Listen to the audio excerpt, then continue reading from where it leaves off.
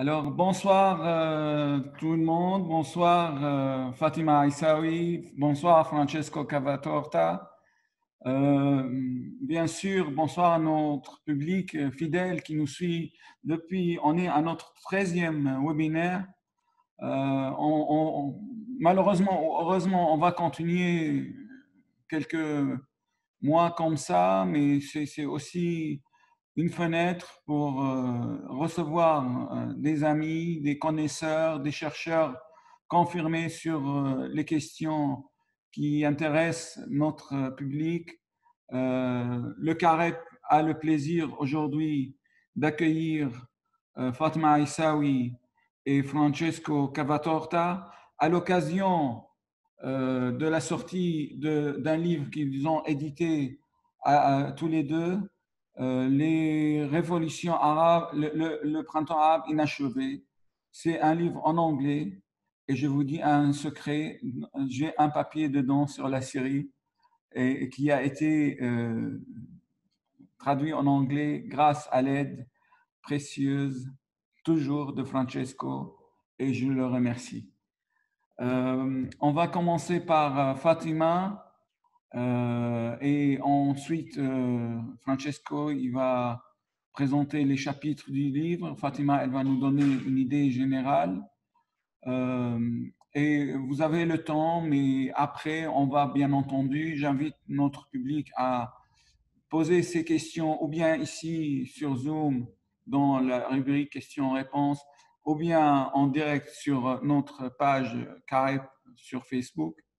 Et à vous la parole, Fatima. Merci Salam pour cette invitation à faire partie des débats du centre et un grand honneur et un plaisir pour nous. Je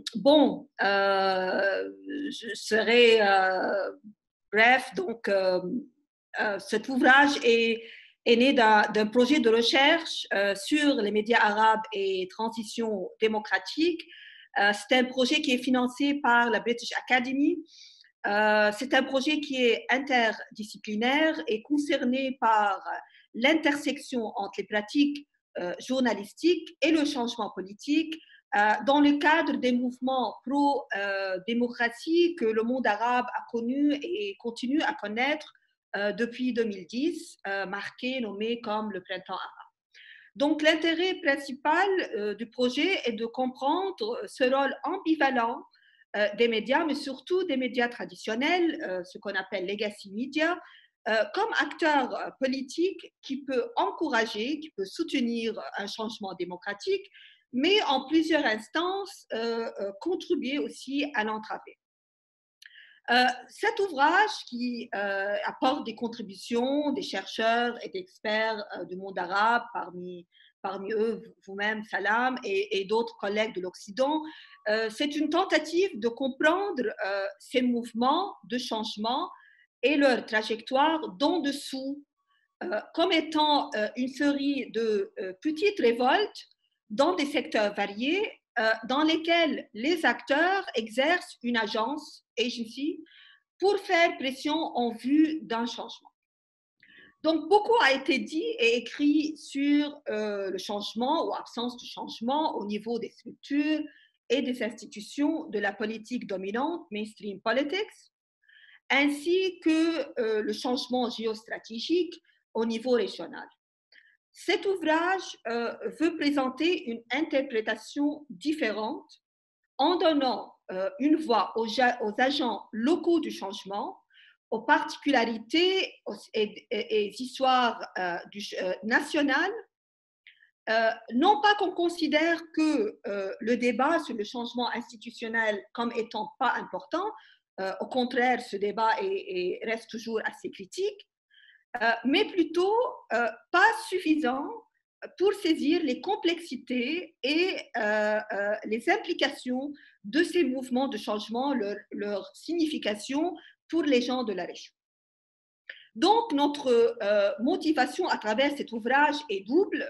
Tout d'abord, accorder une attention particulière aux voix marginales du changement, aux voix de contestation qui ont toujours été audibles, qui ont toujours été actives, même si elles n'ont toujours pas reçu assez d'attention ou d'intérêt de la part d'analyses académiques ou politiques policy. Donc l'ouvrage, notamment dans sa seconde partie, essaie de comprendre les dynamiques de changement qui se déroulent sous le radar, en marge, comme étant un mouvement complexe, mais un mouvement inachevé, continuel, de lutte entre structures et agences humaines.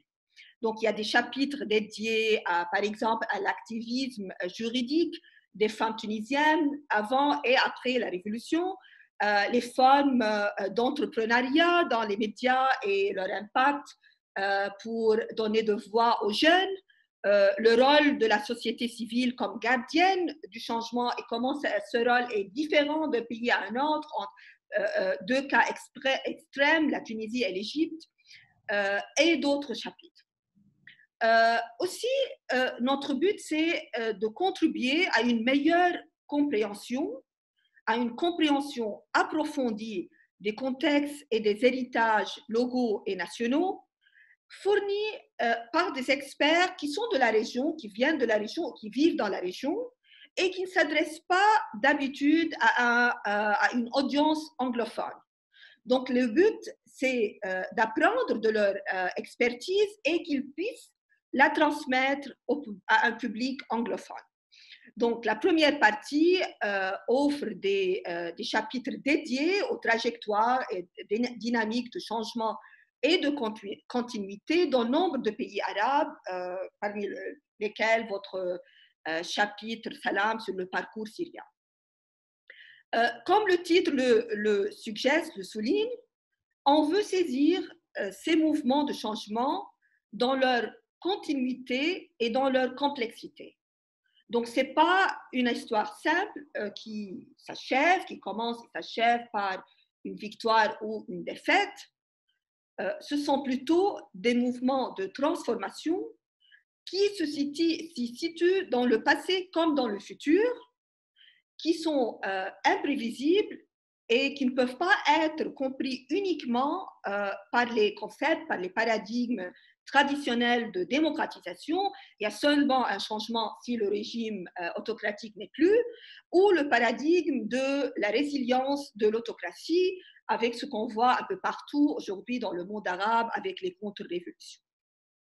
Donc, par opposition à une perception d'un événement limité dans le temps, avec des résultats tangibles qu'on peut mesurer, nous considérons ces mouvements comme des processus continuels qui ont déjà apporté du changement dans la vie des citoyens arabes et modifié le rapport au pouvoir, malgré et même dans les situations les plus pénibles, les plus pessimistes. Aujourd'hui, la région arabe fait face à une crise sans précédent. On a des structures de répression qui sont plus fortes que jamais et leur persistance donne encore du poids à ceux qui croient qu'il n'y aura jamais un avenir démocratique pour la région. On voit des violences qui atteignent des formes et des niveaux inimaginables. La crise économique est enracinée dans un système de corruption et de clientélisme endémique. On voit les jeunes arabes qui sont anxieux quant à leur avenir, à bâtir un avenir dans leur pays sans avoir à émigrer. On voit des sociétés entières fragilisées par la pandémie, par la crise de Covid, sans protection, mais sans confiance dans les institutions qui doivent fournir cette protection. On voit une crise de Covid qui offre une occasion pour les régimes pour restreindre davantage l'expression critique et l'accès à l'information. Donc, c'est une scène qui est persistante dans sa négativité, mais ce qui est aussi persistant, c'est ce dynamisme de la société civile arabe qui est plus que jamais déterminé à résister, à ne pas baisser les bras. Donc, c'est cette société civile, dans ses expressions contestataires, créatives et diverses, que ce livre essaie tout d'abord de comprendre et après de donner une voix. Merci. Et là, je crois que Francesco va nous donner encore plus de détails sur le contenu du livre. Francesco, maintenant tu vas nous parler un peu du contenu du livre avec la spécificité, Fatima, elle l'a mentionné, mais peut-être développer un peu plus sur le choix des intervenants, Ouais. pas seulement par rapport à l'expression linguistique, mais aussi par rapport au parcours scientifique ou politique ou militant. Bien sûr, mais merci d'abord de nous avoir invités pour présenter notre livre. Je crois que c'est, même si le livre est en anglais, je pense que l'audience du CAREP puisse être quand même intéressée par ce qu'on fait. En effet, ça répond un peu aussi à ta question. Ben, il y avait deux idées derrière le livre de manière fondamentale. Le premier, c'était d'essayer de regarder à des dynamiques contestataires qui ont émergé suite au printemps arabe, en essayant en même temps de ne pas oublier qu'il y a aussi des continuités. Donc, il y a des nouvelles formes de contestation, mais c'est vrai aussi qu'il y a de vieilles formes, d'une certaine manière, essayer de réprimer cette contestation. Donc, l'idée, c'est qu'il y a eu des changements, mais il y a aussi de la continuité. Et deuxièmement, de manière plus spécifique, c'était de regarder à tout ça en essayant d'avoir des chercheurs locaux ou des chercheurs de la région qui peut-être travaillent en ce moment ailleurs, comme toi, Salam, pour essayer d'éviter d'avoir toujours un regard non occidental sur la région sans jamais tenir en compte ce qui se passe au niveau de la recherche dans la région et faite par des chercheurs qui sont de la région. Donc l'idée, c'était aussi de ne pas avoir un livre qui était seulement comment nous, en Occident, on regarde le monde arabe et ce qui s'y passe, en appliquant nos catégories d'une certaine manière et nos préjugés, même si on essaye de ne pas l'être, mais de voir comment des chercheurs locaux, parfois qui sont vraiment aussi des protagonistes politiques dans la société civile ou dans les institutions, de ces changements. Et donc, c'est pour ça qu'on a essayé de sélectionner des chercheurs qui avaient ces caractéristiques. La diversité linguistique, ça nous semblait importante aussi, donc on a dû traduire certains chapitres, mais c'était un peu dans l'esprit de l'aventure d'une certaine manière. Et je crois que le produit final montre bien qu'on a essayé que ce qu'on a essayé de faire a bien fonctionné. Donc, si je peux aller dans les spécifiques pour un petit peu, Salam, on a des chapitres, bon, sauf l'introduction qui a été faite par moi et Fatima, on a une contribution sur la Tunisie qui est d'un chercheur en droit, en effet, donc pas en sciences politiques, donc quelqu'un qui vient d'une autre comment dire, d'une autre discipline encore, parce qu'on a moi en sciences politiques, Fatima en communication, mais on a quelqu'un qui vient de droit. C'est un chercheur tunisien qui maintenant travaille au Canada, mais qui a été quelqu'un de très important pendant dans les travaux de la constituante. Donc, il était un expert légal pendant le processus de la constituante en Tunisie. Puis, on a pour l'Égypte un chercheur Amer Hamzaoui, mais qui est aussi un personnage connu de la politique égyptienne, qui est un dissident, on va pouvoir le marquer comme ça, qui écrit un chapitre remarquable sur, en effet, une des continuités qu'ont suivi les printemps arabes, c'est-à-dire comment le gouvernement égyptien, suite au coup militaire de 2013, a essayé de continuer de sa politique de délégitimisation des demandes démocratiques qui viennent de la société. Et comment, en effet, plusieurs de ces outils que le gouvernement a utilisés, des outils de délégitimisation, ont été malheureusement aussi embarqués par certains secteurs de l'élite égyptienne qui se veut démocratique, mais seulement probablement à moitié.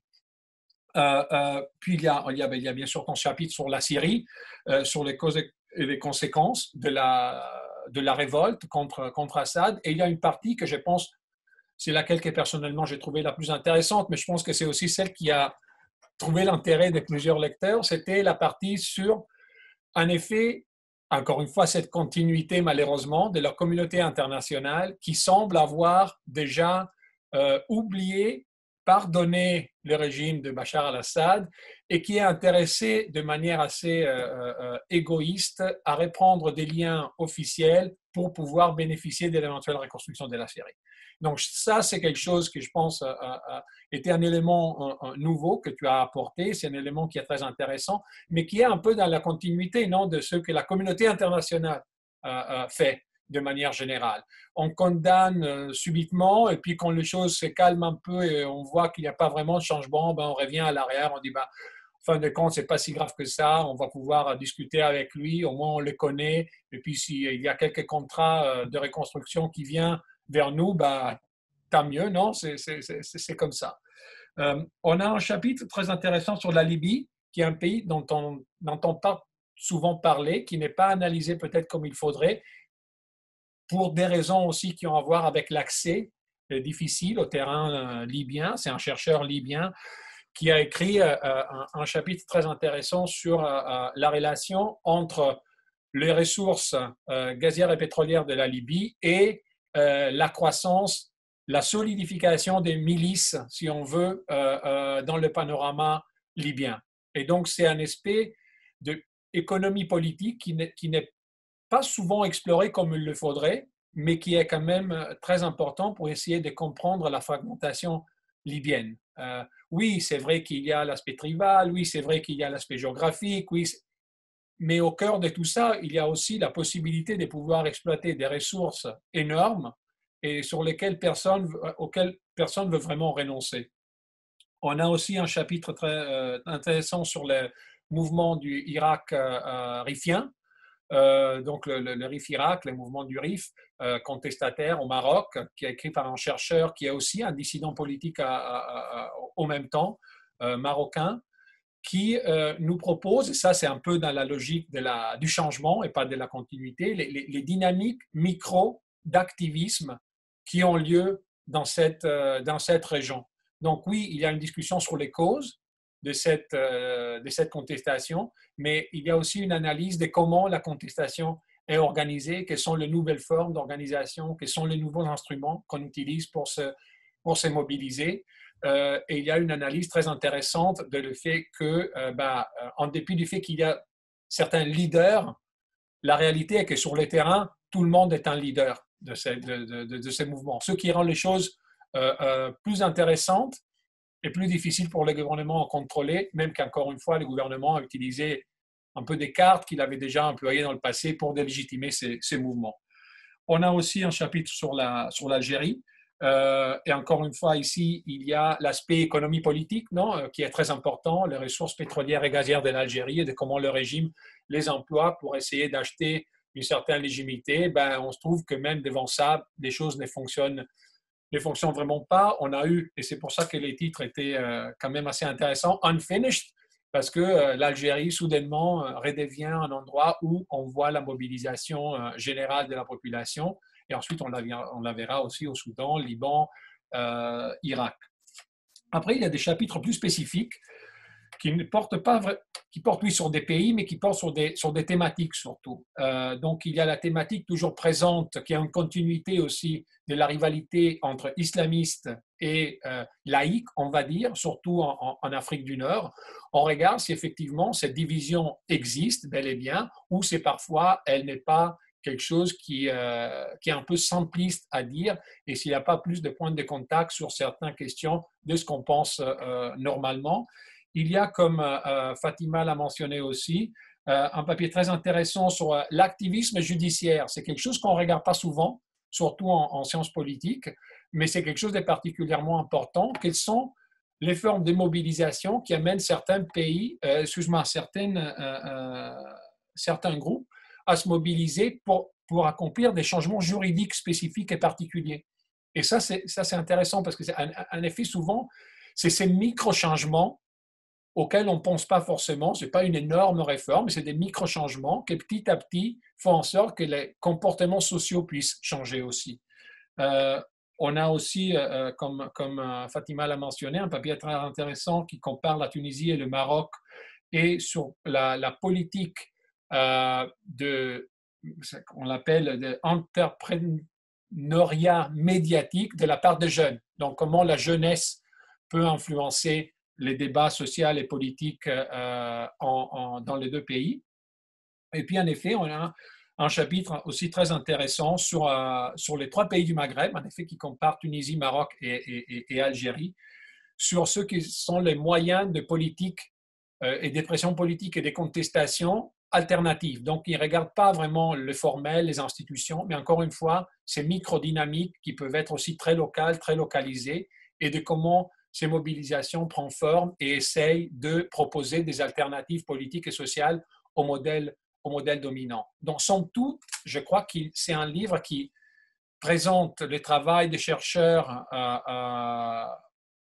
basés dans la région ou de la région basée ailleurs, mais qui ont un contact très proche avec le terrain et qui essayent d'apporter quelque chose qui est probablement pas souvent vu dans des autres livres sur le printemps arabe, surtout des livres qui sont des livres dirigés où il y a plusieurs chapitres, et qui nous exposent à certaines continuités et changements que souvent on ne remarque pas trop, avec notre emphase toujours, non, notre attention qui est souvent portée sur les institutions, sur les macrostructures, sur les élites au pouvoir et sur les relations internationales.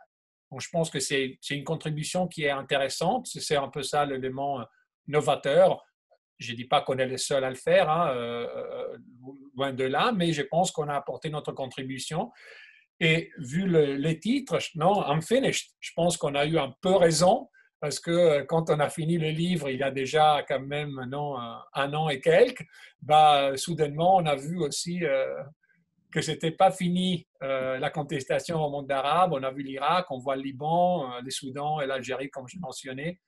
Donc, je crois que c'est l'Iran, peut-être, c'est en dehors du monde arabe, mais l'Iran aussi a connu des manifestations, des démonstrations. Et je pense que c'est ça sa valeur ajoutée d'une certaine manière, qu'on peut utiliser certaines des catégories théoriques et certaines preuves empiriques qu'on a dans ces livres pour pouvoir réfléchir plus largement à ce qui peut se passer ailleurs dans la région. Merci Salam. Merci à vous deux pour cette présentation très concentrée. Et je profite de l'occasion pour faire deux annonces. Déjà, votre éditeur vient de nous écrire. Il est content d'offrir une réduction spéciale pour ceux qui demandent le livre sur le net. Alors, il faut aller sur le site de ginkgo.org.uk. Bon, je ne sais pas où je peux poster ça. On va le poster de toute façon sur notre site, sur Facebook aussi. Oui. Et aussi, j'annonce, grâce à la générosité de votre éditeur, il m'a permis de reproduire mon texte en français. Il va paraître très bientôt sur le site du CAREP. Malheureusement, je n'ai pas pu tout traduire, alors je n'ai traduit que mon texte, par égoïsme, très aigu, mais bon, ça arrive. Au moins, j'arrive à faire ça. Et aussi, je suis très content, bien sûr, vous êtes deux chers amis, mais il y a aussi en ligne, là j'ai remarqué que notre ami Martin Mungeb, il nous suit maintenant sur Facebook. Oui, je voulais dire un peu sur professeur Martin Mungeb, le remercier parce qu'il est aussi notre co-researcher, c'est notre collègue dans le projet. Donc, sa contribution par ce chapitre et par d'autres, elle est très importante. Si vous me permettez une minute, Salam, je voudrais remercier Ginkgo, l'éditeur, le publisher, et si vous me donnez 2 minutes pour dire les noms des contributeurs, qu'on les remercie infiniment. On a Alessandra Bonki, Amal Billi, Amir Majdi Kamel, Amr Hamzawi, George Joffe, Lahwari Adi, Mati Mungeb, Nidal Makki, Roxane Farmian, Salam Kawakibi et Sarah Yerkes. Merci pour eux. Et là aussi, je retrouve trois de mes chers amis comme M. Monjib et Amr Hamzawi, que je salue chaleureusement, et Georges Joffé aussi, que je salue depuis Euromesco, nos rencontres sur la Méditerranée. C'était le monsieur British de la Méditerranée, c'est extraordinaire. Et à cette occasion, je remonte quelques années en avant quand nous avons, moi et Francesco, travaillé un petit peu sur les sociétés civiles dans le monde arabe. Et je trouve que ce livre donne sa place exacte et il reconnaît la place de la société civile en dehors des clichés qu'on n'arrête pas à entendre depuis le début du printemps arabe, que je continue à appeler le printemps arabe, même si des gens maintenant ils disent so-called Arab Spring, ils mettent ça en doute. Comme il l'a dit Francesco, ça se renouvelle. Il y a pas, je ne pense pas qu'il y a des nouvelles vagues, mais c'est la même vague qui monte, qui descend des fois, qui ressurgit, mais ça continue, et ça va continuer tant que les dictateurs seront là. Et moi, j'ai une question, Fatima, tu as évoqué les contre-révolutions. Les contre-révolutions, d'après vous, ils ont commencé avec le coup d'État égyptien ou avant? Non, ils ont commencé avant, mais le coup militaire en Égypte, ça a donné beaucoup de force pour ces mouvements et il a affaibli aussi les résistances, c'est-à-dire les pressions a commencé à être très fortes avec le coup militaire, mais ça c'était aggravé. Et le fait qu'il y a ce haut niveau d'impunité, il y a absolument pas de réaction internationale. On voit des crimes inimaginables partout dans le monde arabe. Mais il y a toujours ces résistances. Et d'ailleurs, parce que mon intérêt, comme vous savez, c'est les médias spécialement. Donc, partie de ce projet, c'est de faire une recherche sur les médias qui continuent à résister, à envoyer un contenu critique. Et on était surpris avec mon team de trouver qu'en Égypte, dans les conditions les plus pires de répression dans le monde arabe maintenant, il y a pas mal de sites web qui continuent à faire ce travail de diffuser une des narratives qui sont un contenu qui est plus critique en utilisant des moyens de résistance sophistiqués, c'est-à-dire on les suspend, ils utilisent des proxys, ils utilisent des voix de l'extérieur, ils utilisent des hashtags, social media platforms et tout. Donc, on voit une scène qui est mixte, vraiment. On voit une répression sans précédent, mais on voit aussi un dynamisme qui est assez présent. Moi, je pense que les contre-révolutions, et là, je parle d'un point de vue syrien, très proprement syrien, et ils ont commencé avec les révolutions, c'est-à-dire les révolutions ont été exploitées ou manipulées par certaines forces et maintenant on voit qui sont ces forces. Certains pays comme les Émirats arabes unis qui ont prétendu soutenir par exemple la révolution syrienne tout en poussant les révolutionnaires syriens à s'armer. Alors c'est à partir de là, on a senti la volonté de détruire cette révolution, de l'amener vers la conflictualité militaire qui annoncera bien entendu sa fin parce que face à une armée soutenue par l'Iran et la Russie et le silence accablant de la communauté internationale, il n'y a pas de photo, c'était annoncé dès le début. Alors la contre-révolution réelle aussi, elle a commencé par le dit soutien à certaines révolutions dans les pays arabes. Et Francesco, par rapport à ce que j'ai dit tout à l'heure concernant les vagues, Est-ce que nous sommes maintenant à notre deuxième vague ou c'est la même vague qui avance, qui monte, qui descend? Parce qu'on a vu le Soudan, on a vu le Liban. Tout à l'heure, je suivais un débat où un politicien libanais qui parlait de Azmet al-Thawra, la crise de la révolution. Il considère que la révolution, c'est une crise. Pourtant, la révolution au Liban, elle doit être considérée comme étant une ouverture vers l'espoir. Et aussi, on revient vers la définition de la révolution. On dit révolution, contestation, soulèvement.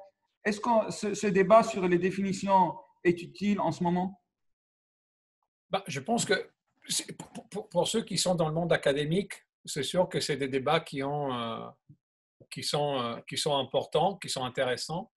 Mais je pense que si on regarde à ce qui se produit sur les terrains, je crois que, comme tu as dit, je ne pense pas qu'il y a plusieurs vagues de ces soi-disant printemps arabes. Je crois que ça fait partie d'une vague unique. On a la tendance à réfléchir en termes historiques très courts en ce moment. Mais l'idée, c'est ça fait même pas 10 ans qu'il y a eu les premiers épisodes révolutionnaires en Tunisie.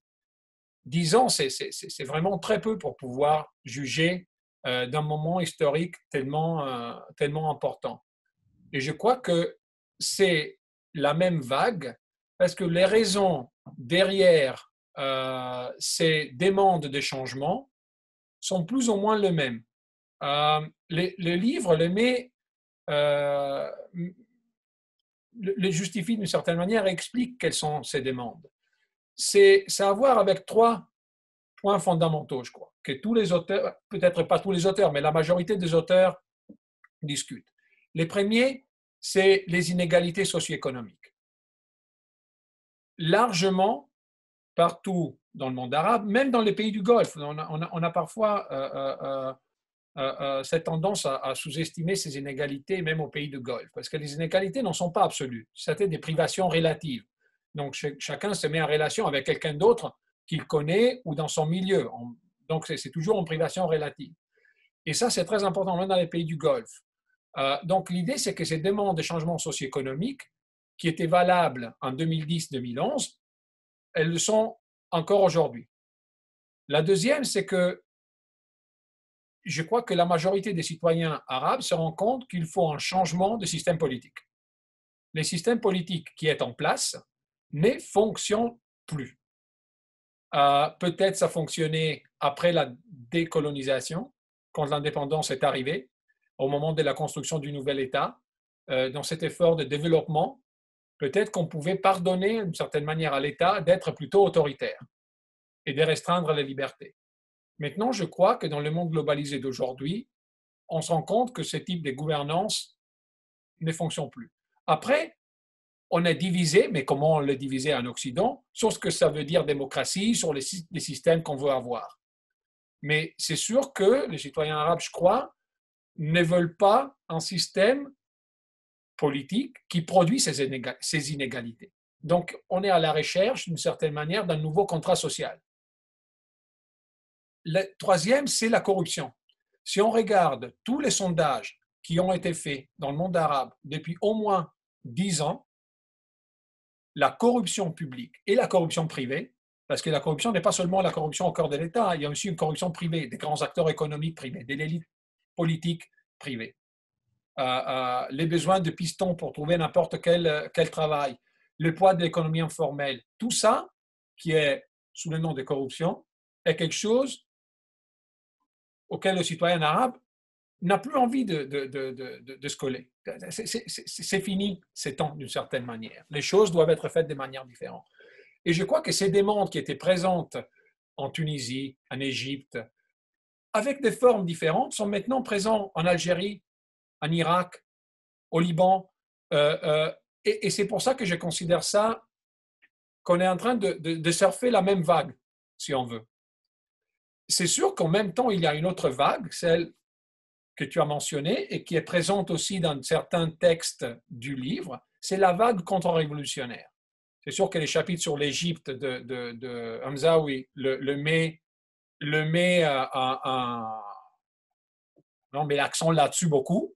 Mais Mati Monjib en parle aussi.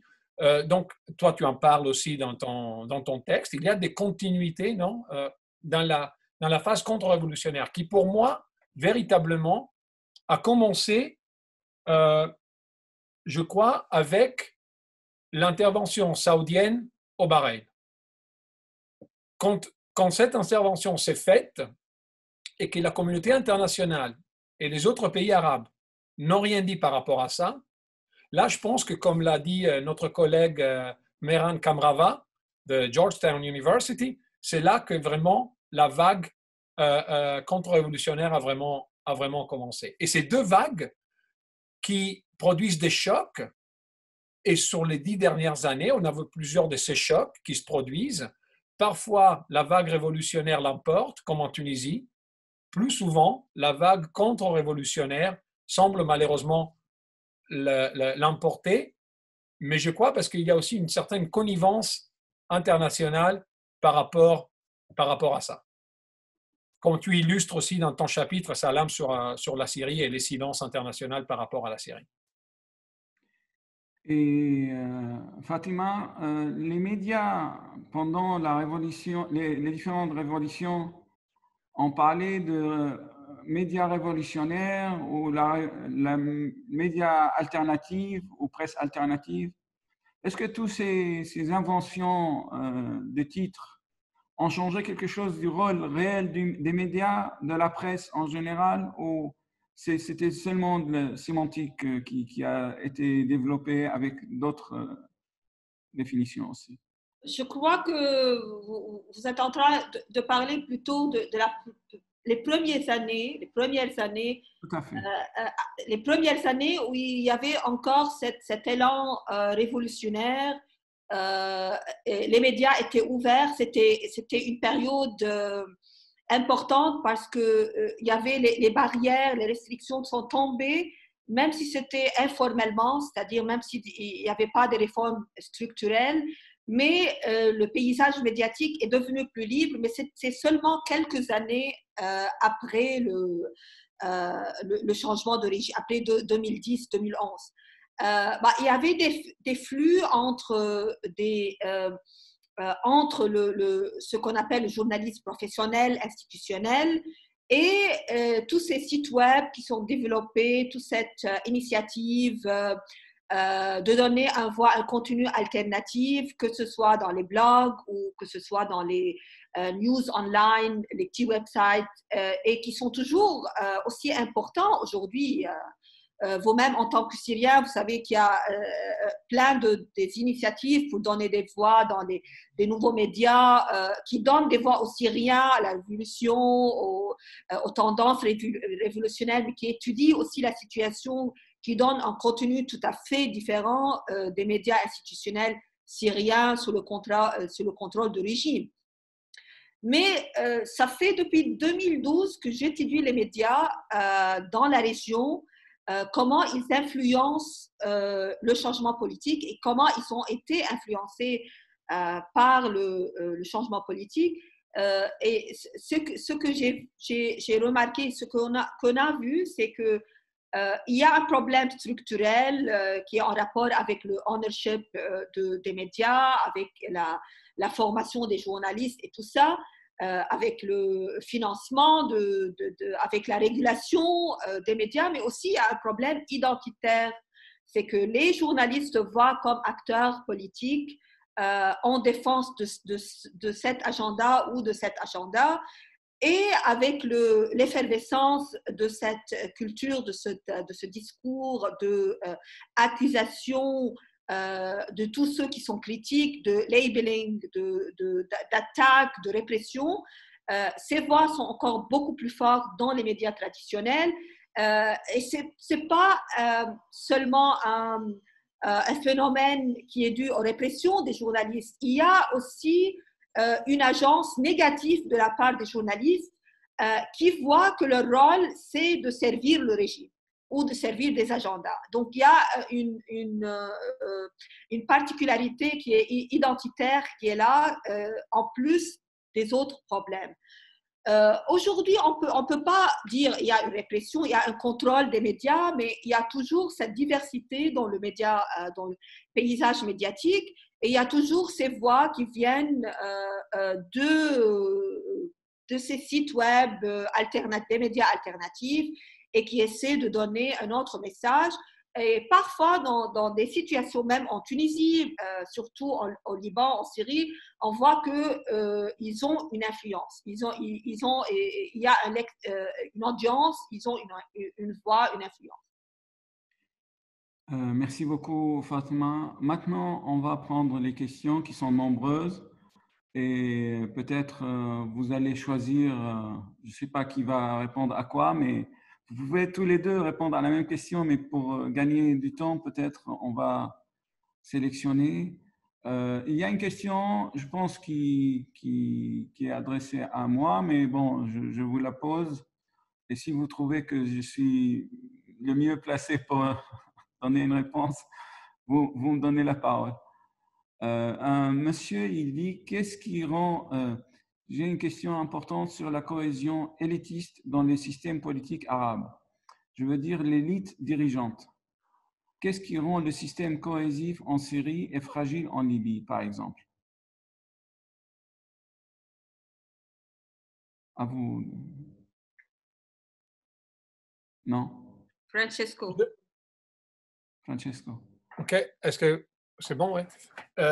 Merci pour la question. Pour la Syrie, je laisserai, je pense, Salam répondre pourquoi c'est tellement cohésif. Je peux dire pourquoi c'est pas cohésif en Libye. Je crois que, et l'auteur Amir Kamel l'explique très bien dans son chapitre. La raison est que l'explosion du clan Kadhafi a permis à plusieurs acteurs de se positionner sur la scène politique libyenne avec deux atouts très importants. Numéro un, les armes.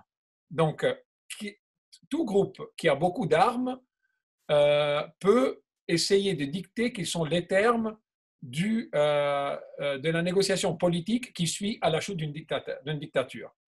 Quand il y a un seul mouvement armé, le remplacement est facile. On peut donner de la continuité. Les hommes avec les armes deviennent des hommes politiques et ils se mettent à la tête de l'État. Le problème de la Libye, c'est qu'il y avait beaucoup de groupes avec beaucoup d'armes. Et donc, du coup, qui est le premier à démobiliser, elle perdant, et donc personne démobilise. La deuxième raison, et c'est encore pire donc dans les cas où il y a des ressources naturelles très importantes, c'est que pas seulement ils ont les armes, mais ils ont aussi la possibilité de contrôler une partie des ressources.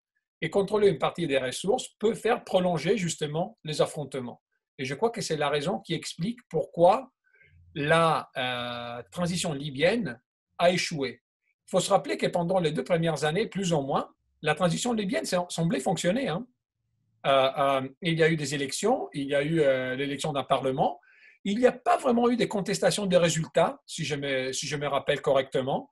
Je pense que les partis s'y sont assis pour discuter de comment procéder avec l'établissement des nouvelles règles du jeu politique. Mais le problème a toujours été que de l'extérieur, chaque parti ou chaque formation ou chaque alliance bénéficiait du soutien des milices armées.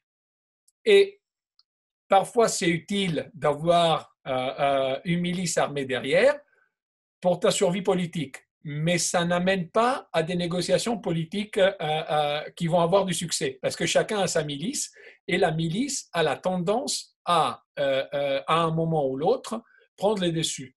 Et donc, quand la milice prend les dessus, les affrontements sont plutôt militaires que politiques. Et c'est là que je crois où les problèmes libyens se trouvent. Je crois que pour la Syrie, après je te laisse la parole, bien sûr, il n'y a jamais eu vraiment d'implosion directe du clan au pouvoir. Et donc, il a réussi à rester quand même en charge, avec bien sûr l'aide étrangère.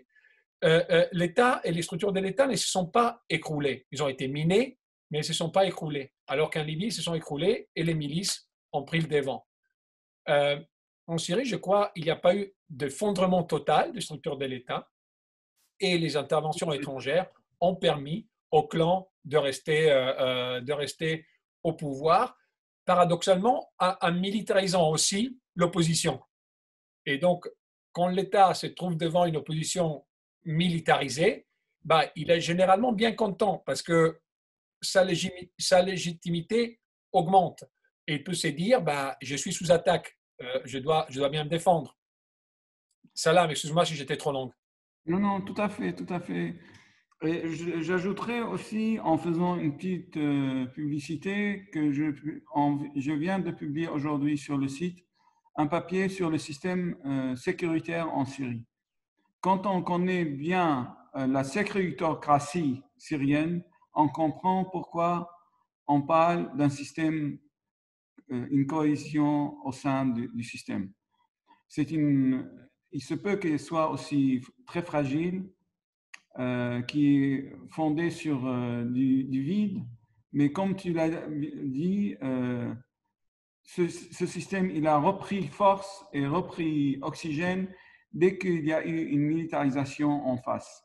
Parce que même au niveau international, son recours à la force et à la destruction, on ne va pas s'attarder sur les détails, si on utilise des barils de TNT ou si on utilise des obus qui ciblent bien les objectifs. Ce n'est pas le problème pour les observateurs internationaux. Le problème, c'est que le régime utilise la force contre une force armée. Alors, c'est plus ou moins légal, plus ou moins, je dirais. Bien entendu, les massacres, les violations des droits de l'homme, l'industrie de la torture, c'est pas légal. Mais bon, on ferme les yeux tant qu'on va retrouver une force centrale qui va dominer ce pays un petit peu éparpillé à droite et à gauche. Et je peux dire aussi que en Libye, si tu me l'autorises, ces milices qui ont été derrière les forces politiques, ils ont représenté une telle force pour les forces politiques, mais en même temps, elles ont été aussi manipulées par l'extérieur des frontières pour avorter ce processus révolutionnaire. Parce qu'une révolution qui réussit, c'est un très mauvais exemple pour les pays qui ont de l'argent, qui ne veulent pas que leur population se révolte. Alors, les pays qui ont de l'argent, aujourd'hui, ils signent la paix avec Israël comme s'ils n'ont jamais fait la guerre à Israël. Ces pays-là, ils sont contre-révolutionnaires de naissance. Ils ne peuvent pas être avec une révolution ou même neutres à l'égard d'une quelconque révolution. Là, je reprends une deuxième question qui est... Alors, il y en a pas mal. Alors, il faut que je n'intervienne plus, moi. La démocratie peut-elle voir le jour dans le monde arabe, compte tenu des conditions politiques, sociales et religieuses? Je continue la question parce qu'elle est de 3 points. Comme ça, vous répondez rapidement aux 3 points. La première, je viens de dire, certains pays sont-ils plus avantagés que d'autres pour l'avènement de la démocratie? Troisième point. Peut-on imaginer que le monde arabe puisse être à l'origine d'une nouvelle forme de démocratie spécifique aux contextes locaux?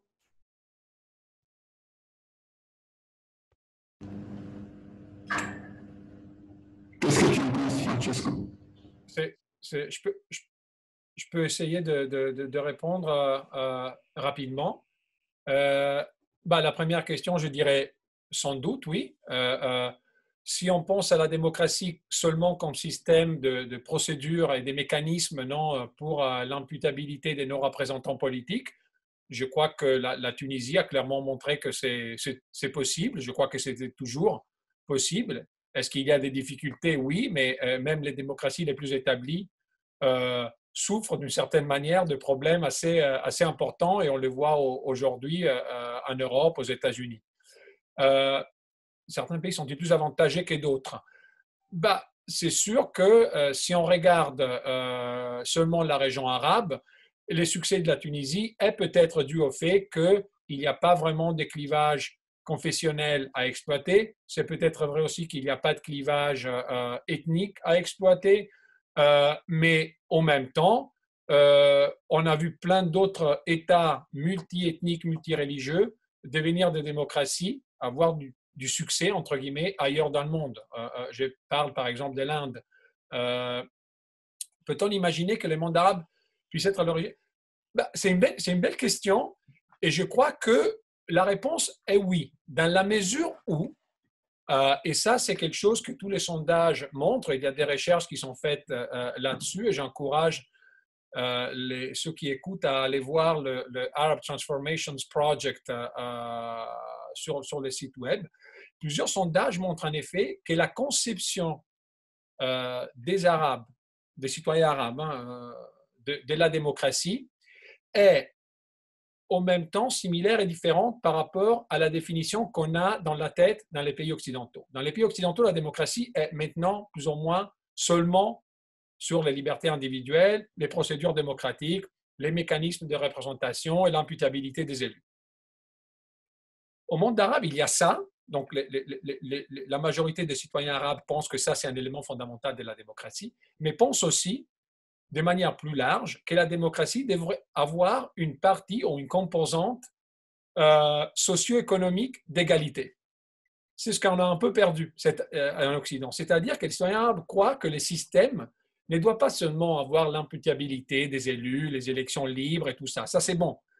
Mais c'est bon s'il y a aussi comme résultat, d'une certaine manière, une égalité socio-économique importante pour pouvoir permettre justement à tout le monde de participer de manière plus ou moins égale au débat politique qui intéresse la société. Parce que sans égalité sociale et économique, certaines voix vont être toujours plus importantes que des autres.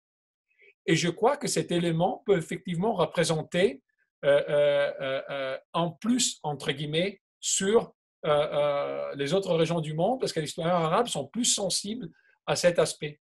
Et on le voit en Tunisie. Ce n'est pas une coïncidence que la majorité des Tunisiens voient l'expérience démocratique comme plus ou moins négative. Mais ils ne s'attaquent pas à la partie élection, droit, liberté. C'est négatif parce qu'elle n'a pas donné lieu à une augmentation à une diminution de ces inégalités et que donc la participation n'est pas égale dans ces systèmes. Et je crois que ça, c'est assez intéressant. Si vous me permettez, Salam, parce que je crois aussi qu'il faut arrêter de voir le monde arabe de par la question religieuse et la question sectaire, parce que c'est seulement une seule dimension. C'est l'un des messages les plus évidents de tous ces mouvements pro-démocratie dans le monde arabe depuis 2010. Et aussi, c'est la contribution de ce livre. Et de toute façon, il n'y a pas un seul parcours qui doit être occidental et qu'on doit tous suivre pour qu'on soit démocratique.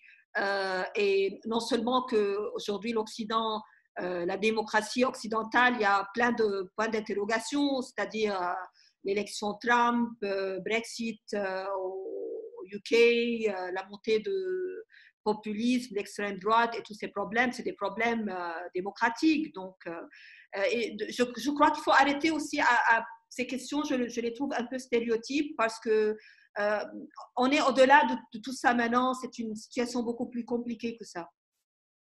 Merci Fatima. Alors, près d'une décennie après, quels seraient selon vous les acquis des printemps arabes et ces acquis ont-ils inspiré tel ou tel peuple arabe? Deuxième partie de la question, existe-t-il un observatoire des printemps arabes, centre de recherche ou groupe de réflexion qui coordonne les données, analyses, travaux de recherche?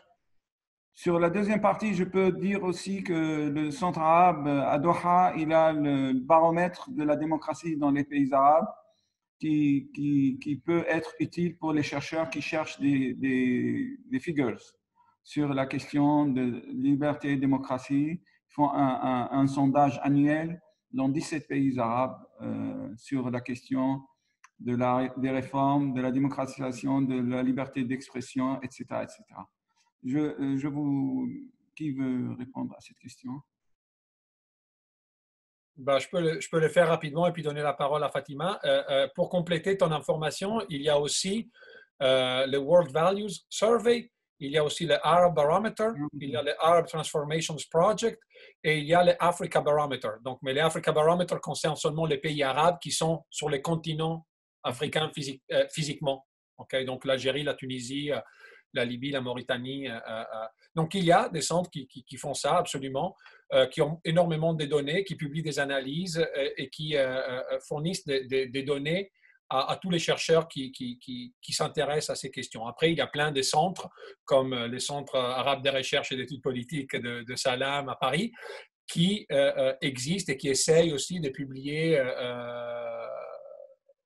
des analyses, de papiers sur ce qui se passe. Mais ça, il y en a plusieurs. Mais si la recherche est pour des données, il faut aller vers World Values Survey, l'Arab Barometer et les centres Doha, comme Salam a dit. Concernant la première question, c'est vrai qu'on a du mal à être optimiste 10 ans après. Il y a des États qui sont en conflit, il y a le retour de l'autoritarisme, il y a des guerres civiles qui sont brutales dans plusieurs pays. Donc, on a souvent la tendance à dire que le printemps arabe a été suivi par l'hiver arabe, non, l'hiver islamiste, l'hiver arabe, et que donc peut-être que la région aurait été mieux servie sans cette vague révolutionnaire. Moi, je ne suis pas d'accord. Ça ne veut pas dire que je sous-estime les souffrances que la région a, malheureusement, et que les souffrances qu'elle expérimente aujourd'hui. Mais je crois que s'il y a quelque chose de positif à trouver et qui a été, je pense, acquis maintenant par les citoyens, c'est que le mur de la peur peut être attaqué. Et je crois que c'est quelque chose qui émerge aussi dans plusieurs analyses des contributeurs au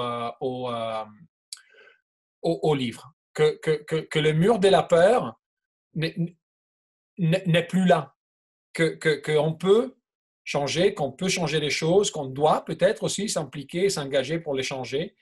Et ça, je crois que c'est une prise de conscience qui, je pense, même au niveau individuel, pour plusieurs citoyens, est très importante. Après, est-ce que ça va donner les résultats espérés?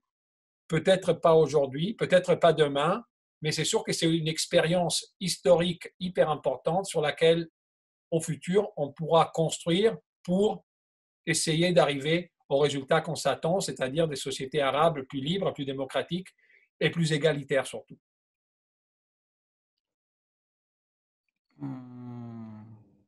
Alors, une question. Que pensez-vous de l'expérience tunisienne, surtout pour les impacts de divergence entre islamistes et progressistes sur le devenir de la révolution et la démocratie tunisienne?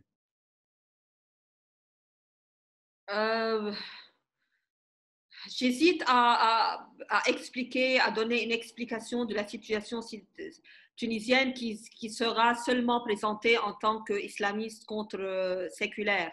De toute façon, si on regarde le système aujourd'hui, il y a des alliances entre les deux. Il y a un nouveau système, d'après mes interviews en Tunisie. Le problème, c'est ce nouveau système de clientélisme qui est en train de se former avec beaucoup de pouvoir à l'argent, au business, dans les politiques, dans les médias. Donc, la question séculaire contre islamique, ça ne résume pas la complexité de la situation. Mes interlocuteurs en Tunisie ont surtout parlé de ce danger d'un nouveau système de clientélisme qui reproduit les dynamiques de régime de Ben Ali d'une différente manière, mais dans lequel l'argent a un poids de décision dans les médias, dans les politiques, dans un environnement de fragmentation de médias et de partis politiques. Francesco, comment interprètes-tu le concept d'Dawla al-Amiqa, État profond, dans le recul démocratique dans des pays comme l'Égypte? Je pense que comme dit dans son analyse de Hamza, oui, je ne suis pas un expert d'Égypte, donc je ne vais pas faire semblant d'y connaître plus que les autres. Je crois que c'est une problématique qui n'est pas seulement égyptienne, c'est une problématique qu'on retrouve dans plusieurs États. Il y a arabes, mais aussi des États en dehors de la région arabe. Il ne faut pas non plus toujours dire les Arabes sont différents. Ce n'est pas du tout le cas. En effet, ce qui est intéressant, c'est de voir les dynamiques qui ont lieu au monde arabe. Il y en a de pareils partout ailleurs. Je crois que par rapport à ça,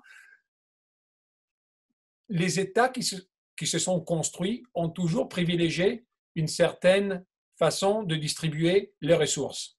Et quand cette distribution des ressources est menacée par une révolte populaire qui veut une différente redistribution, il est difficile de faire en sorte que ce bloc à l'intérieur de l'État puisse changer. Je crois que la Tunisie, d'une certaine manière, a réussi un peu, mais peut-être parce que les blocs sous Ben Ali n'étaient pas aussi soudés qu'il était avant. Donc, sous les Ben Ali des dernières années, il n'était pas aussi soudé qu'avant. Je pense que dans des cas comme l'Égypte, les blocs décisionnels à l'intérieur de l'État, qui est la sécurité, les militaires et les grands acteurs économiques, a réussi à donner l'impression qu'en faisant partir Moubarak, les choses allaient changer.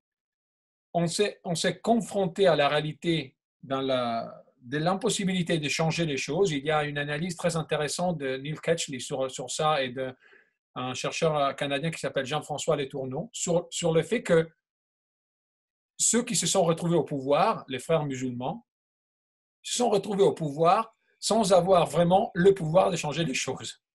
Parce que justement, cet état profond, après ils ont commis des erreurs, ça c'est clair, mais ils n'avaient pas les leviers du pouvoir.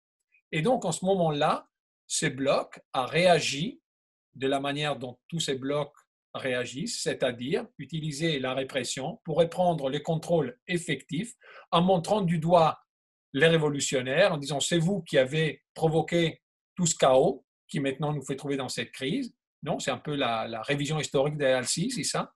Et je crois que dans les textes de Hamza, oui, on retrouve très bien ces messages de ces blocs. C'est vrai en Algérie aussi, d'une certaine manière. Si on regarde la dernière analyse sur l'Algérie de Frédéric Volpi dans The Journal of Democracy, il dit la même chose. Oui, il y a eu un changement, le président, Bouteflika s'en va, nouveau président, nouvelles élections, mais les blocs n'ont pas vraiment changé, les blocs qui est au pouvoir. Et je pense que la Syrie, c'est peut-être quelque chose de similaire. Et c'est un problème qui n'est pas seulement un problème des pays arabes, mais c'est un problème que dans le monde arabe, on voit peut-être un peu plus ces jours-ci et dans la dernière décennie, justement parce que dans tous ces pays, il y a eu un défi à ces blocs à l'intérieur de l'État. Je crois qu'il faut ajouter aussi, dans le cas de l'Égypte, le rôle des médias qui sont l'un des supports les plus forts de Deep State, du régime, de l'armée, comment ils ont manipulé le discours sur la révolution pour la présenter comme un danger pour l'identité égyptienne avec les terroristes, so-called terroristes islamiques qui sont là, qui sont un danger, qu'il faut vraiment les arrêter. Donc, je crois que c'est ce qu'on essaie aussi de travailler sur ce projet, c'est le rôle des médias comme acteurs politiques et combien et dans des parties de monde arabe, ça a vraiment joué un rôle négatif. Et l'Égypte, c'est l'exemple le plus prominent. Merci beaucoup. Mes collègues, que je remercie chaleureusement pour leur aide, ils viennent d'effacer la deuxième partie de la question parce qu'ils pensaient qu'on a répondu à toutes les questions. Et je me rappelle encore de la deuxième partie. La personne vous questionne sur l'avenir des mouvements islamiques, notamment les frères musulmans, après ce qui s'est passé en Égypte. C'est une question très intéressante. Donc, merci à qui a posé la question. Je crois que personne peut vraiment deviner ce qui va se passer. Par contre, les premières recherches indiquent assez clairement qu'une demande de mouvance islamiste va perdurer en Égypte va perdurer dans la région. Je sais que plusieurs observateurs, surtout à l'international, surtout dans le policy making, voient ça comme quelque chose de hyper négatif, mais je pense que ça ne doit pas l'être et ça peut en effet être utile d'avoir des mouvements religieux qui s'intéressent à la politique, sans être forcément d'accord avec ce qu'ils proposent. Mais l'idée, c'est que si on veut vraiment un nouveau contrat social, un nouveau pacte social qui puisse inclure toutes les parties de la société, comme il faut faire quand on va négocier des nouvelles règles du jeu, surtout du jeu démocratique, ben, il faut un peu inclure tout le monde. Et je crois que les développements idéologiques et pragmatiques que certains islamistes ont montré depuis des décennies maintenant peut être quelque chose sur lequel construire. On le voit dans les cas tunisiens. Surtout que, et ici je me réfère à ce que Fatima a dit, je suis entièrement d'accord avec elle, les débats n'est pas seulement entre religieux et politiques, et entre religieux et laïcs, excuse-moi. Il y a plein d'autres identités, il y a plein d'autres demandes qui ont très peu à voir avec l'aspect de rivalité entre religieux et laïcs. Il y a l'aspect géographique, donc entre les régions délaissées et les centres économiques. Il y a l'aspect de classe, non, dont on ne discute pas peut-être assez souvent, mais qui est hyper important. Il y a une étude qui a été faite récemment par un chercheur sur l'Algérie et le rôle de la classe sociale en Algérie et dans les mouvements algériens de démonstrants et tout ça. Donc, je crois qu'il ne faut pas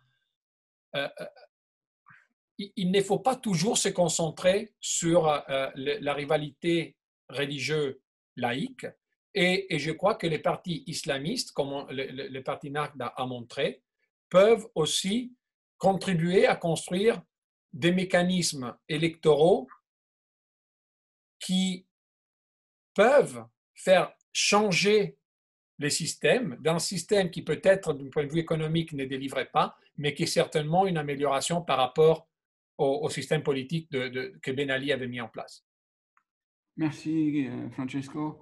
Fatima, une question à toi. Ayant résidé durant 10 ans au Liban, je m'interroge sur la capacité pour le mouvement de résistance et tout particulièrement pour la jeunesse d'avoir les moyens pour agir.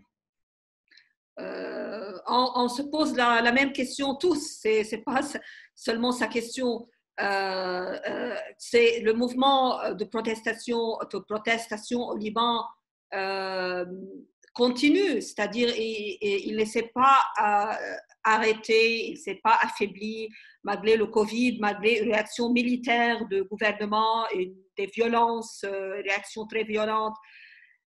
Mais on se demande aussi qui sont ces révolutionnaires. Est-ce qu'ils sont des personnes, des groupes? Est-ce qu'ils travaillent ensemble? Est-ce qu'ils ont une stratégie, un message? Est-ce que ça suffit d'aller dans la rue et de dire qu'on vraiment on veut plus de ce système pour que le système change? C'est ça la question aujourd'hui. C'est que de pouvoir travailler, d'avoir plus de solidarité et une vision. Mais jusqu'à maintenant, Beyrouth a connu des développements dramatiques. C'est-à-dire c'est une ville qui vit dans une crise financière sans précédent. La moitié des Libanais maintenant, ils font face à la pauvreté, ils vivent dans la pauvreté. L'explosion de Beyrouth, c'est un drame qui est inimaginable. Donc, les conditions sont très spéciales. Aussi, on ajoute le Covid, crise, avec un nombre de cas qui est très élevé pour le Liban. Donc, on ne peut pas juger, on peut pas avoir un jugement très négatif. Mais on voit que ce mouvement, il est toujours là. Il continue à exister, mais on voit aussi une émigration très élevée, les gens qui veulent partir, les jeunes qui veulent partir, qui veulent émigrer. Donc, on hésite à être optimiste dans ces conditions-là. Merci, Fatima. Francesco, y a-t-il des caractéristiques spécifiques entre les régimes autoritaires arabes comme l'Algérie et l'Égypte, par exemple? Bah, je pense que la réponse ne peut être que oui, et je crois qu'il y a deux aspects qui sont importants dont il faut peut-être se rappeler. Le premier, c'est que il y a encore dans plusieurs pays, pas seulement l'Égypte et l'Algérie, les rôles très importants de l'armée, non? De, les gardiens un peu de l'État, d'une certaine manière, qui les amène souvent à avoir un rôle politique plutôt que seulement un rôle militaire. Donc, je crois que ça, c'est un premier élément important. Donc, l'importance des forces de sécurité, l'importance des militaires qui sont un acteur politique et économique en même temps. Et c'est ça qui est particulièrement préoccupant. Il y a une analyse qui a été faite récemment par un chercheur égyptien qui montre comme depuis le coup d'État de 2013, en effet, les militaires, l'armée égyptienne a continué à augmenter son poids dans l'économie égyptienne, dans l'économie du pays. Donc c'est sûr que ça, c'est un élément important. Le deuxième, c'est que là où on va dire le rôle des forces de sécurité, des militaires, est accompagné par la personnalisation du pouvoir, ben ça, c'est un autre élément qui est un peu partagé. Ça a lieu surtout dans les pays du Golfe, peut-être un peu en Syrie aussi. Et quand ces deux éléments sont combinés, c'est sûr que c'est très difficile de voir comment un véritable changement peut avoir lieu. Peut-être que je vais juste dire, j'ai juste vu par hasard une autre question qui a été posée. Peut-être que je vais y répondre tout de suite parce que je suis lancé maintenant. On demande si l'aboutissement heureux des révolutions est peu probable, vu l'omniprésence non, des structures de l'État. Je crois que d'une certaine manière, on peut dire oui si on regarde ce qui s'est passé les 10 dernières années.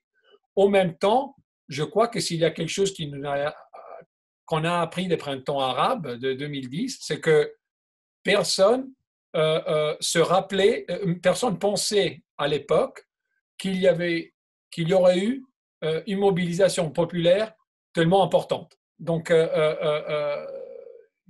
c'était une surprise énorme pour tout le monde. Et donc, je ne pense pas qu'il faut non plus pécher des déterminismes. Donc, ce qu'on voit aujourd'hui, ça ne veut pas dire que c'est ce qu'on va voir demain forcément aussi. Je me rappelle en 2010 d'avoir lu un livre sur la Tunisie qui se terminait avec la phrase que pour le futur proche et lointain, on ne voit pas d'alternative à la continuation de la dictature de Ben Ali. 2 mois après, Ben Ali était en Arabie Saoudite. Donc, je crois qu'il faut faire attention avec ce type de déterminisme. Que ça soit facile, non. C'était pas par hasard un livre d'Antoine Sfer? Non. Non, c'était un chercheur américain. D'accord. Alors, il y a une dernière question, parce que avant-dernière, la dernière, elle m'a été posée sur la Syrie, alors je vais profiter pour y répondre, si vous le voulez bien. Mais Fatima, y a-t-il une intervention directe russe dans la politique tunisienne, comme c'est le cas aux États-Unis ou dans les pays européens? Pardon, Un rôle russe. Un rôle russe. Intervention? Quel genre d'intervention? Politique probablement ou manipulation, parce que comme il donne l'exemple des États-Unis, c'est-à-dire peut-être lié aux élections de Trump ou quelque chose comme ça. C'est-à-dire une intervention américaine en Tunisie? Russe. Russe en... Qui est à la mode. Je ne peux pas répondre, ça c'est... je ne sais pas. Je peux pas dire si c'est vraiment un élément qui est très important à comprendre la situation tunisienne. Bah, je crois à ce que on voit jusqu'à maintenant, c'est qu'il y a un processus qui est là, des élections, un système politique qui est assez efficient, qui marche, mais c'est un système qui est très fragile. Est-ce que les interventions de l'extérieur sont le danger le plus grand? Non, il y a des problèmes que Francesco a parlé, la division entre régions et centres, problèmes économiques assez intenses, des polarisations, fragmentations dans la politique. Donc, je ne vois pas que l'intervention extérieure comme étant un élément. Je ne sais pas si Francesco a une autre vue là-dessus. Non, je suis assez d'accord avec toi. Et puis, je ne sais pas, pendant mes séjours en Tunisie, je n'ai pas vraiment eu le sentiment que les acteurs politiques ou sociaux se préoccupaient d'une intervention russe particulièrement forte. Je vois que les Russes ont des intérêts qui sont peut-être un peu ailleurs, Chez les voisins, en Libye surtout. chez les voisins libyens et algériens. La question qui m'a été posée, c'est, je ne suis pas certain, et vous pouvez quand même y répondre, hein, je ne vous l'interdis pas. Je ne suis pas certaine que la situation aurait évolué différemment en Syrie si la révolution était restée pacifique, je veux dire non armée. L'intervention précoce des milices iraniennes puis de la Russie, la violence même du système Assad ont été déterminantes, non? Bien entendu, moi, j'espère qu'on m'a pas mal compris. Je voulais dire que la révolution, elle a été poussée par plusieurs moyens, pas seulement par le financement étranger ou l'intervention des forces contre-révolutionnaires, mais aussi par le besoin de se défendre, par le besoin d'arrêter de mourir comme des animaux des laboratoires. Et la violence du régime est phénoménale. Je viens de parler de l'industrie de la torture. J'invite nos internautes à lire le travail remarquable de Garance Lequesne sur les dossiers César. Il y a une violence qui a été décrite par le feu Michel Seurat dans l'état de barbarie, pour lequel il a été pris en otage et assassiné par ses ravisseurs. Alors, la violence, bien entendu, c'est la raison principale. Mais après, je voulais dire que ça donnait une légitimité, une certaine facilité d'utiliser un peu plus farouchement la violence. Rien n'allait empêcher le régime d'utiliser la violence. Il l'a déjà fait, il la fera toujours, mais quand même, face à lui, des forces militarisées, ça lui a donné des prétextes plus forts. Et notamment, ces prétextes ont bien marché au sein de la communauté internationale, malheureusement, qui a trouvé que son recours à la violence était légitime. Même s'ils n'ont pas dit ça publiquement, mais dans les conversations privées, ils ont toujours maintenu ce discours qu'un État, quand il est menacé par des groupes armés non étatiques, il a le droit, il a le monopole de la violence, et c'est dans toutes les constitutions. Malheureusement, ça a été appliqué d'une manière déformée et sauvage en Syrie. Voilà, nous avons plus de questions. Si vous avez des choses à dire, il nous reste quelques minutes, peu de temps pour conclure. Non, je voulais juste te remercier, Salah, mais aussi dire, insister sur l'idée que, en fait, peut-être qu'il n'y a pas eu de changement de structure, mais il y a définitivement une nouvelle citoyenneté pour les citoyens arabes, un nouveau rapport avec le pouvoir. Et sur la question des études, il y a beaucoup de surveys, de travail quantitative, mais il y a beaucoup moins de travail de terrain. Et c'est ça qui est vraiment needed. On a besoin de ça pour plus comprendre ce qui se passe. Parce que, et ça a été l'un des buts de ce livre, c'est de donner une voix, de comprendre ces particularités locales et nationales en détail à travers des chercheurs qui vivent là-bas, qui viennent là-bas, de la région. Et on a besoin de plus de travail de terrain, mais on sait que c'est très difficile. C'est même dangereux de pouvoir faire de recherche maintenant. On sait qu'il y a des chercheurs qui sont en prison, des journalistes, des activistes, même dans les pays qui se projettent comme étant open-minded et ouverts. Voilà. Francesco? Oui, je voulais te remercier aussi, Salam, et je voulais remercier les Carep de l'invitation. C'est toujours très intéressant de pouvoir présenter le travail que tous les chercheurs ont fait pour ces livres. Je voudrais aussi peut-être dire un mot final. qui a peut-être un lien avec les deux questions qui viennent d'être posées en ce moment, c'est-à-dire sur la fragmentation. C'est vrai que dans notre livre, on regarde à plusieurs mouvements, on va dire, de la société civile qui essayent d'accomplir certaines tâches, d'atteindre certains objectifs, on va dire, de progrès socio-économique ou de progrès juridique ou de progrès social. C'est vrai qu'il y a une certaine fragmentation. C'est vrai que la fragmentation identitaire peut être importante, mais je ne voudrais pas donner l'impression que c'est le seul jeu qu'il y a au Moyen-Orient. Il y a plusieurs identités et il y a plusieurs personnes, plusieurs citoyens, plusieurs mouvements qui peuvent s'attacher à une identité plurielle et qui trouvent sa solution dans la citoyenneté et dans les pleins,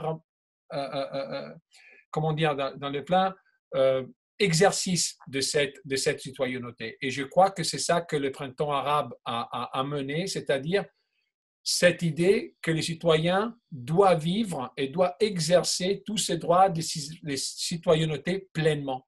Et je crois que ça, c'est quand même quelque chose de très important, en dépit de toutes les difficultés qui sont domestiques, l'État profond, les différences et internationales, non, qui existent. Ça ne veut pas non plus dire qu'elles n'existent pas, mais je crois que c'est important de souligner aussi certains aspects positifs que la mobilisation qui est décrite dans le livre a amené. Alors, comme tu as répondu exceptionnellement, parce qu'on a conclu, mais quand même, je trouve qu'il y a une question assez intéressante qui vient d'être postée. Étant donné que le pouvoir militaire dictatorial de l'Algérie paye ou échange reconnaissance des puissances étrangères, France, USA, Union européenne, Russie, Chine, contre contrats alléchants et souveraineté, que peut rester comme moyen d'action au peuple? Fatima. Les moyens qui sont toujours là, c'est cette revendication, cette contestation est créative. Donc, je ne crois pas qu'on peut désespérer, qu'on peut dire qu'est-ce qui va rester au peuple. Je crois qu'il y a une question à toutes ces contestations, c'est que est-ce que ça suffit d'aller dans la rue? Comment transformer ces mouvements en actions politiques dans les conditions qui sont vraiment négatives? Une très bonne conclusion. Je ne sais pas, Francesco, tu veux ajouter quelque chose? Francesco, peut-être, veut ajouter. Non, je pense que d'un côté, c'est vrai que c'est facile d'être pessimiste. D'une autre côté, je crois aussi qu'il ne faut pas non plus voir les contraintes internationales comme insurmontables. On est déjà passé par là d'une certaine manière avec la révolution iranienne. Il y a bien quelque chose qui s'est passé en dépit d'une espèce de protectorat américain sur l'Iran. Donc, l'idée, c'est que, et c'est ce qu'on essaye de montrer dans les livres, il y a des forces locales, il y a de l'intelligence locale, il y a des capacités locales qui peuvent se mobiliser pour essayer de changer les structures étatiques. Et ces structures étatiques, ensuite, peuvent assez, je ne dis pas aisément, mais plus facilement aussi se mettre devant la communauté internationale et dire maintenant, on voudrait faire les choses de manière un peu différente. On peut toujours faire de la pression sur la. C'est-à-dire qu'il faut avoir une stratégie, une vision, c'est pas attendre que les forces internationales. Non. Et c'est un message qui est vu au Liban maintenant, parce que parmi ces groupes, ces contestations, on répète ça, qu'il ne faut pas attendre qu'il y a une balle magique qui va venir pour résoudre. Il faut imaginer comment on peut travailler dans des situations aussi négatives que celle-ci. Merci beaucoup. Je remercie Fatima Issaoui et Francesco Capatosta. Et c'est une invitation à monter un projet ensemble avec le Caraïbe de Paris pour aussi solliciter des chercheurs sur le terrain pour faire la continuité de ce travail remarquable qui a été fait grâce à vos efforts. J'annonce à notre cher public que la semaine prochaine, peut-être mardi, mais ça va être annoncé ultérieurement, on aura un débat sur ce qui se passe entre la Turquie et la Grèce. Mais ce qui est confirmé, c'est le 29 de ce mois, notre rendez-vous annuel avec deux pentes de la recherche qui sont Bertrand Badi et Dominique Vidal, qui vont nous présenter leur état du monde 2021. Et le titre de cet état du monde cette année, c'est le Moyen-Orient et le monde, débat autour de l'ouvrage de cet état du monde avec Bertrand Badi et Dominique Vidal, le 29 de ce mois à 18h30 heure de Paris. Merci à vous tous, à vous toutes, et à la prochaine fois, j'espère. Merci à tous. Merci Salam. Au revoir.